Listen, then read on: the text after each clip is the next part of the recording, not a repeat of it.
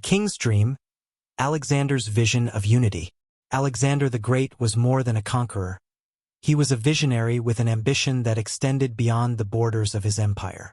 Driven by his belief in a united world, Alexander pursued not just military victories, but a legacy of cultural fusion, intellectual exchange, and harmony between East and West.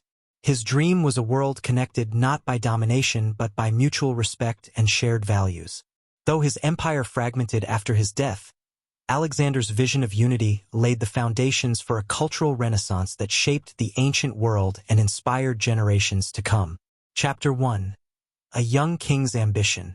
From his early years, Alexander displayed a fascination with the world beyond Macedon. Educated by Aristotle, he was introduced to philosophy, science, and the concept of a universal human identity that transcended cultural boundaries. Inspired by Greek heroes and legends, Alexander developed an insatiable curiosity about the lands to the east and the people who lived there. When he ascended to the throne in 336 BCE after his father's assassination, Alexander inherited a kingdom poised for greatness. But while his father, Philip II, had united Greece, Alexander dreamed of something far greater. An empire that would bring together the peoples of Europe, Asia, and Africa in a grand alliance of cultures. His vision was as much philosophical as it was imperial, rooted in a belief that diversity could be a source of strength rather than division. Chapter 2. Crossing into Asia, the vision begins. Alexander's campaign against Persia was not merely a military expedition. It was the beginning of his quest to unify East and West. In 334 BCE, when he crossed the Hellespont into Asia Minor, he symbolically cast his spear into the ground, declaring Asia as his gift from the gods. This act embodied his belief that his campaign was part of a divine mission, a purpose beyond mere conquest. From the outset, Alexander demonstrated a remarkable respect for the cultures he encountered.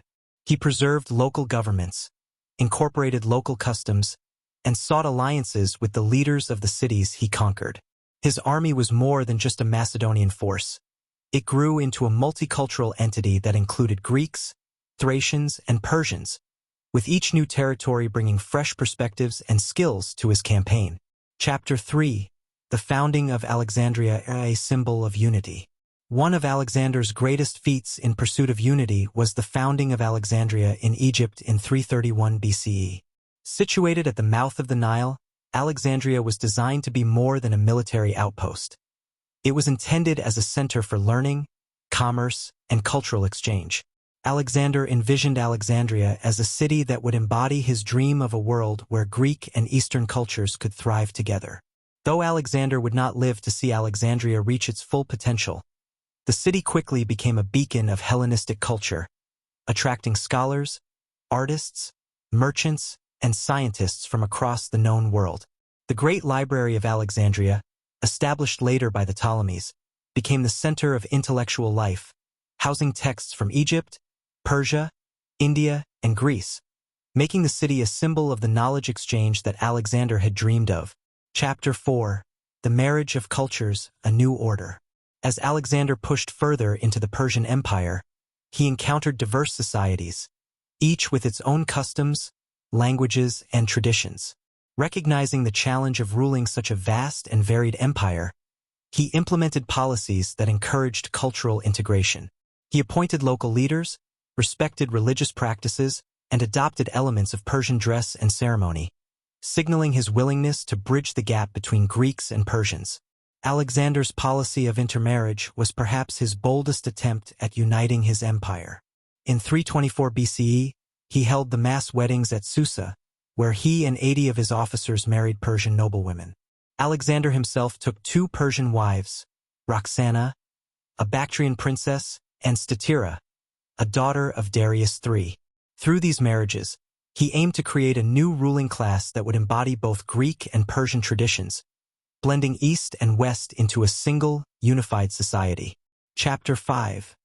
The Persian satrapies and Alexander's administration. One of Alexander's most visionary steps was his approach to governance.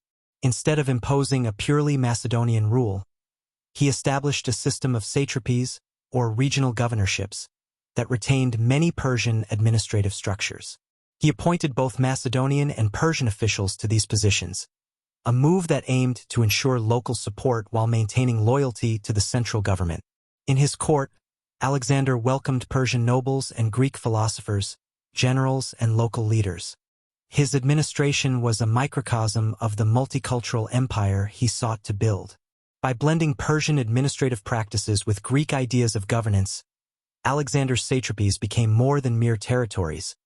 They were integral parts of a new, unified realm that valued the strengths of both Greek and Persian systems. Chapter 6: The Limits of Unity, the Indian Campaign. In 327 BCE, Alexander crossed into India, hoping to extend his empire to the very edge of the known world. His encounters with Indian rulers and their unique customs fascinated him and fueled his dream of a united world. However, the campaign also revealed the limits of his vision. The Indian subcontinent presented not only a logistical challenge but also a cultural one, as the Macedonian army faced unfamiliar landscapes, monsoon climates, and formidable adversaries like King Porus. The Battle of the Hydaspes, fought against Porus and his war elephants, was one of Alexander's hardest-won victories. Impressed by Porus's courage, Alexander granted him rule over his lands as a regional ally, signaling his respect for local leadership. Yet, after years of continuous campaigning, Alexander's army grew weary, longing to return home. When they refused to march further east, Alexander realized that even his vision had boundaries. The mutiny marked the eastern limit of his empire and a moment of reckoning for his dream of unity. Chapter 7: The Legacy of the Siege of Tyre. The Siege of Tyre had a lasting impact on military strategy, engineering, and the course of Alexander's campaign. It solidified his reputation as a military genius capable of overcoming any obstacle and showed the world his dedication to achieving his vision of conquest. His success at Tyre inspired a sense of inevitability about his advance, encouraging other cities to surrender rather than face a similar fate. The tactics Alexander developed during the siege influenced siege warfare for generations, showing that creativity, determination, and resourcefulness could overcome even the strongest defenses. Tyre also marked a personal turning point for Alexander, as it was one of the first times he faced truly formidable opposition in his campaign. The siege forged his understanding of perseverance, patience, and the need to adapt to the unexpected. These lessons would serve him well in future campaigns, particularly as he moved into Central Asia and India, where the terrain, weather, and enemy tactics required constant flexibility and innovation. Epilogue: Tyre's place in Alexander's campaign. The Siege of Tyre was not just a victory. It was a turning point that solidified Alexander's hold on the Mediterranean and proved his capacity for overcoming insurmountable challenges. It demonstrated his willingness to go to extraordinary lengths to achieve his goals and underscored his strategic foresight. Alexander's conquest of Tyre opened the way to Egypt, symbolizing his transformation from a regional conqueror to a world-changing empire builder. The lessons of Tyre stayed with Alexander throughout his journey, shaping his understanding of persistence, adaptability, and the power of psychological warfare. As he continued his march toward the heart of Persia and beyond, Alexander carried with him the knowledge that no fortress was impregnable, and no ambition was out of reach. His victory at Tyre stands as a testament to his tactical brilliance, his engineering vision, and his enduring legacy as one of history's most determined and innovative leaders. Chapter 8: The Psychological Impact of Tyre's Fall.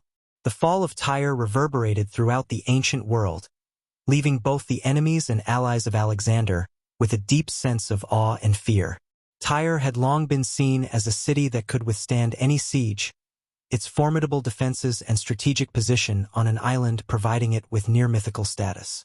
For centuries, no army had been able to penetrate its walls, and its people believed in the city's invincibility. Alexander's conquest of Tyre shattered this belief, showing that even the most secure and fortified cities could not stand against his determination. The psychological impact of Tyre's fall served as a powerful weapon in Alexander's future conquests. Word of his victory spread quickly across the eastern Mediterranean, reaching cities and regions that might have otherwise resisted his advance. Many towns and fortresses along his path submitted without a fight, understanding that resistance would mean destruction. By taking Tyre, Alexander demonstrated that his will and military prowess were stronger than any fortification, and this reputation became a potent tool that worked in his favor, saving resources and minimizing conflict as he moved forward. The siege also reinforced Alexander's image as a relentless and unstoppable force. His soldiers, who had endured the grueling months of construction and conflict, saw that their king would lead them through even the most daunting challenges. This strengthened their loyalty and confidence in Alexander's leadership, knowing that he would not ask of them anything he would not endure himself.